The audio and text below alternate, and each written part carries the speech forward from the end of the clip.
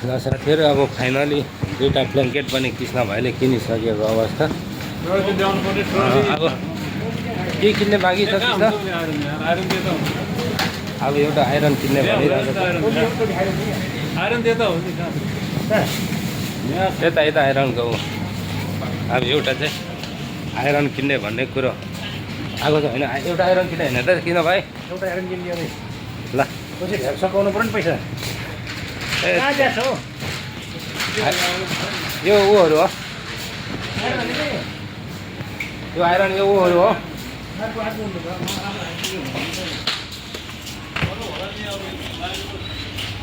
यिनीहरू आइरन होइन के?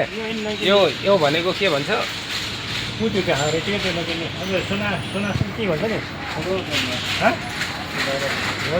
यो भनेको मिक्सचरहरू हो क्या यहाँ, यो मिक्सचरहरू हो।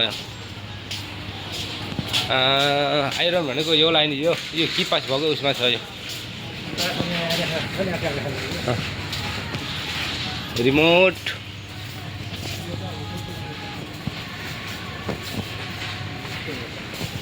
त्यो लाने हो। 84 रिङ एउटा छ।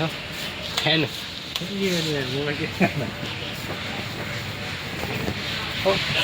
टेबल फ्यान पो सस्तो रहेछ त। 30 रुपियाँ नै यस्तो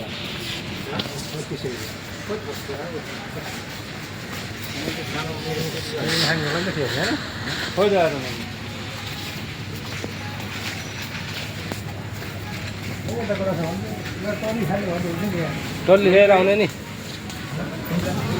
कता छ टल्ली?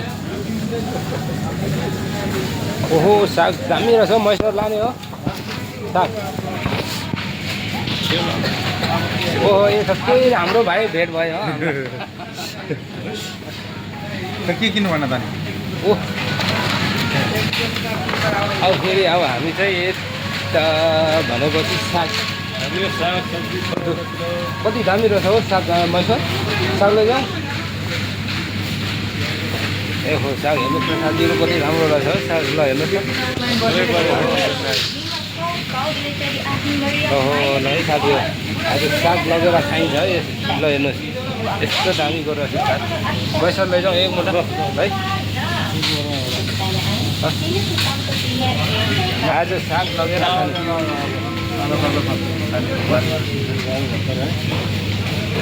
आज साग के त हेर्नुहोस् पुरै यस्तो छ।